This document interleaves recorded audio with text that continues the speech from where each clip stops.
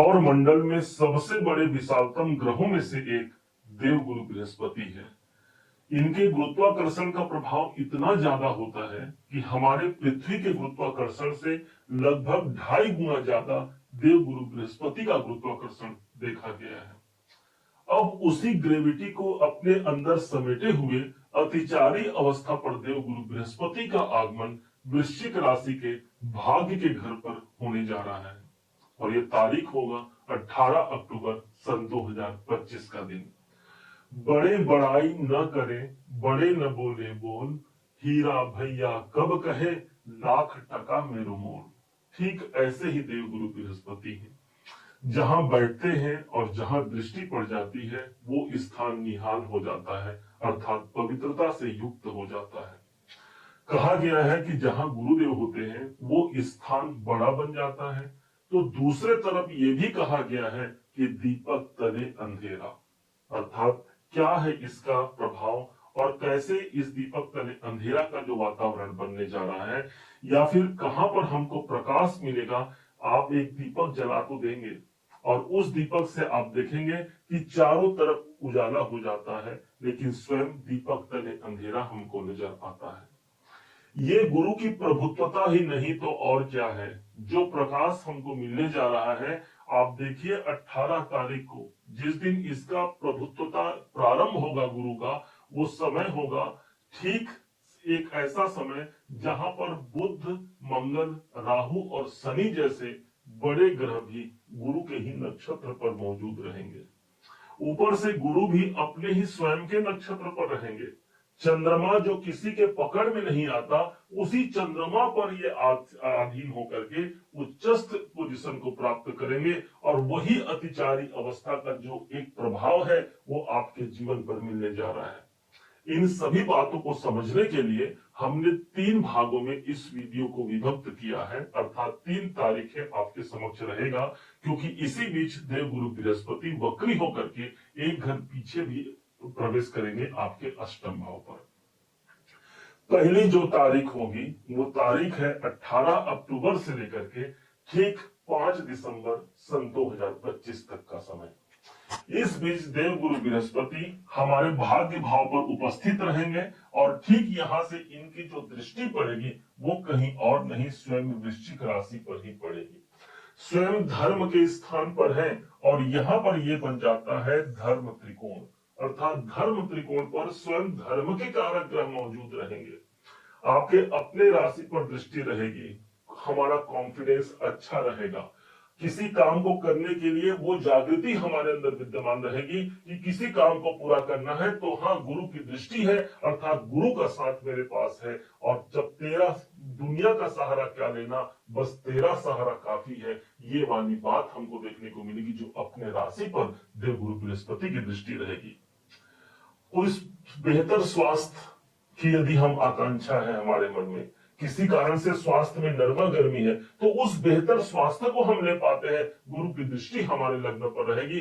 दूसरी दृष्टि पंचम भाव पर आ रही है, पंचम भाव से जुड़े हुए कार्य हमारे पूर्ण होंगे, क्योंकि नवम दृष्टि को माना गया है भाग्यवर्धक दृष्टि। और भाग्य का साथ हमको कहाँ मिल गया, हमारे पंचम भाव में। यदि आप विद्यार्थी हैं, शिक्षा में एक उन्नति को प्राप्त कर रहे हैं, यदि आप शिक्षण संस्थान में काम कर रहे हैं, वहां उन्नति का दायरा देखने को मिलेगा।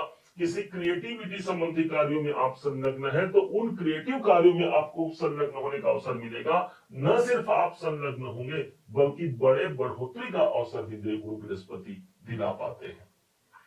संतान लेने की योजना बना रहे हैं, एक अच्छा समय हो गया। संतान के कैरियर को लेकर के यदि कोई हमारे मन में कामना है तो निश्चय जानिए उनके कैरियर के लिए अच्छा हो गया। आप स्वयं विद्यार्थी हैं तो उच्च शिक्षा तक आप जोड़ पाते हैं, ये गुरु का आशीर्वाद है। अब फिर अगला डेट स्टार्ट होता है और वो डेट आता है ठीक 5 दिसंबर सन 2025 से लेकर के 2 जून सन 2026 तक का समय।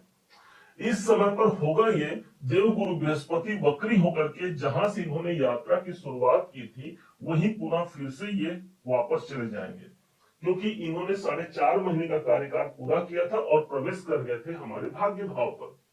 आप ऐसा जानिए कि आपने अपने एक खूबसूरत घर को बनाने के लिए किसी कुशल कारीगर को आपने कॉन्टेक्ट दिया है। अब वो कारीगर उस घर को तो बना दिया, लेकिन वो जल्दीबाजी में, चूंकि देवगुरु बृहस्पति अभिचारी है, जल्दीबाजी में 4.5 महीने में ही उस घर को कंप्लीट करके वो आगे बढ़ गए। अचानक उनको याद आता है कि शायद मैं कुछ भूल गया हूं, उस घर में मुझे और कुछ करना था, और पुनः फिर से वक्री गति पर आकर के देवगुरु बृहस्पति अष्टम भाव पर हो जाते हैं। जनरली होता नहीं है कि कोई ग्रह जब वक्री हो तो एक घर पीछे ही प्रवेश कर जाए, लेकिन देवगुरु बृहस्पति एक घर पीछे आएंगे और जो अष्टम भाव है वहां पर आकर के कहा गया है स्थान हानि करे जीवा। इसका मतलब हानि किस स्थान की करेंगे? अष्टम भाव की। मतलब ये हो गया जो हमारे रुकावट, परेशानी, तनाव, डिप्रेशन है उसकी हानि कर रहे हैं ना, तो ये तो हमारे लिए अच्छा हो गया ना कि हमारे रुकावटों से मुक्ति गुरुदेव दिलाने के लिए आए हैं। बड़ी बात यह हो गई कि इनके पास जो दृष्टि है वो सीधे फिर से पहुंचेगी 12वें घर पर, अर्थात 12वां घर आपका इन्वेस्टमेंट है, वहां से आप जुड़ सकते हैं। कोई विदेश में रह करके आप काम कर रहे हैं, इंपोर्ट एक्सपोर्ट का काम कर रहे हैं, मेडिटेशन ध्यान से जुड़ा काम कर रहे हैं, योगा किससे संबंधित काम कर रहे हैं, आपके लिए गुरु का ये वरदान ही नहीं तो और क्या है। अष्टम भाव पर गुरु रहेंगे, आप गुप्त ज्ञान विज्ञान के प्रति इस समय पर आकर्षित हो सकते हैं, ज्योतिष के प्रति आपकी जिज्ञासा जागृत होगी, और वहां से ये देवगुरु बृहस्पति हमको समर्थन देते हुए हमारे जो विराम लगे हुए कार्य है उसको एक नया आयाम प्रदान करने के लिए ही देवगुरु बृहस्पति का पुनर्आगमन होगा हमारे अष्टम भाव पर। बड़ी बात यह हो गई कि इनकी नवम दृष्टि पर चला देखिए, सप्तम दृष्टि तो हर ग्रह के पास होती है, गुरु के पास जो इनकी नवम दृष्टि है वो पड़ेगी सीधे यहां से चतुर्थ भाव पर, और चौथा घर वो स्थान जो हमारे प्रॉपर्टी से हमको जोड़ता है। किसी कारण से भी प्रॉपर्टी संबंधित मामले फंसे हुए हैं, कोर्ट केस चल रहा है, उससे बाहर निकलने की योजना देंगे। यही नहीं, इनकी जो सातवीं दृष्टि है वो हमको धन तक जोड़ पाएगा। अष्टम भाव स्वयं धन की फसाहट है, और धन भाव पर इनकी दृष्टि देना अर्थात जो पैसे फंसे हुए हैं, जो धन फंसा हुआ है उसकी रिकवरी हो पाती है। द्वितीय भाव हमारा जागृत हो रहा है। ये हो गया हमारा दूसरा डेट। अब ठीक इसी समय पर तीसरा तारीख स्टार्ट होता है, और वो होगा 2 जून सन 2026 से लेकर के 31 अक्टूबर सन 2026 तक। इस टाइम होगा ये कि देवगुरु बृहस्पति मार्गी अवस्था पर आ जाएंगे, और पुनः जहां से इन्होंने यात्रा की शुरुआत की थी पुनः फिर से उसी स्थान पर चले जाएंगे। मतलब भाग्य भाव पर ये आज है, और बीच में ये अष्टम भाव पर जाएंगे, फिर से भाग्य भाव पर आ रहे हैं।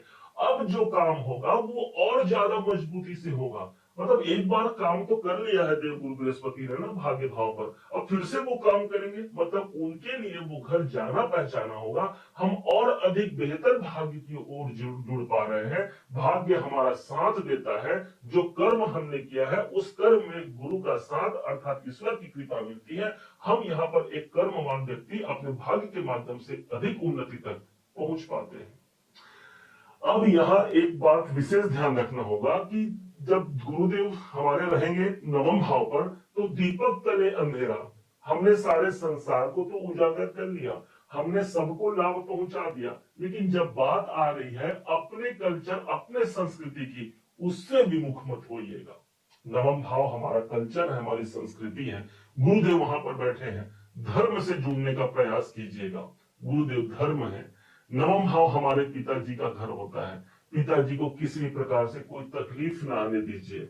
यहाँ पर स्वयं चंद्रमा माँ की राशि पर गुरुदेव बैठे हैं। एक प्रश्न उठता है कि आखिर ऐसी क्या खासियत है 4 नंबर की राशि पर जो वृश्चिक राशि के भाग्य भाव को सुशोभित कर रहे हैं, जहां पर देवगुरु बृहस्पति आकर के उच्च के हो जाते हैं।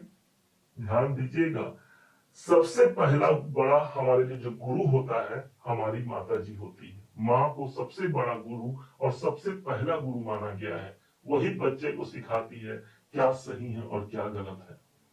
ठीक इसी प्रकार देवगुरु बृहस्पति जब माँ की राशि पर जाते हैं, 4 नंबर की राशि, चंद्रमा की राशि जिसे हम माता से जोड़ते हैं, उस राशि पर आकर के गुरुदेव नतमस्तक हो जाते हैं। अर्थात वहां माँ के आंचल में वो विराजमान हो गए, और जो व्यक्ति अपने माता जी के आंचल में रहेगा, निश्चय मानिए उसको वो प्रभुत्व की प्राप्ति होगी। जिस प्रकार से गुरु यहाँ उच्चत्व स्थिति पर आ रहा है, वैसे जीवन में भी वो उच्चता को प्राप्त जरूर कर पाता है। कैसे इस गोचर को अपने कुंडली पर अप्लाई करें, ध्यान दीजिएगा। जहां पर गुरु है, क्या आपके जन्म पत्रिका में भी गुरु वही मौजूद है? चेक कीजिएगा। दूसरा, मान लीजिए उस स्थान पर गुरु नहीं है, तो जहां पर इनकी दृष्टियां जा रही हैं, क्या वहां पर देवगुरु बृहस्पति विराजमान है? यदि हाँ, तो हम ये कहेंगे न सिर्फ गुरु का ट्रांजिट हमको भाग्य भाव पर, अष्टम भाव पर मिल रहा है, बल्कि ये कहेंगे गुरु का ट्रांजिट गुरु के ऊपर से हो रहा है, या गुरु से संबंध स्थापित गुरु कर रहा है गोचर का। और जो हमने बात बताई वो ज्यादा मजबूती से, ज्यादा सार्थकता से हमारे जीवन में आत्मसात होगा। उम्मीद है आप सबने इसे समझा, आप सबने इसे जाना है। यदि आप इसे समझा है, जाना है, और मेरे समझाने का प्रयास यदि आपको सार्थक लगा हो, मेरे समझाने का तरीका यदि आपको सार्थक लगा हो, तो हर बार की भांति इस बार भी अपना प्यार भरा लाइक और कमेंट करना कभी मत भूलिएगा। और हाँ, यदि अभी तक आपने चैनल को सब्सक्राइब नहीं किया है, सब्सक्राइब जरूर कीजिएगा। पुनः एक बार फिर आप सभी का दिवस बहुत मंगलमय हो, इन्हीं शुभकामनाओं के साथ। जय श्री राम।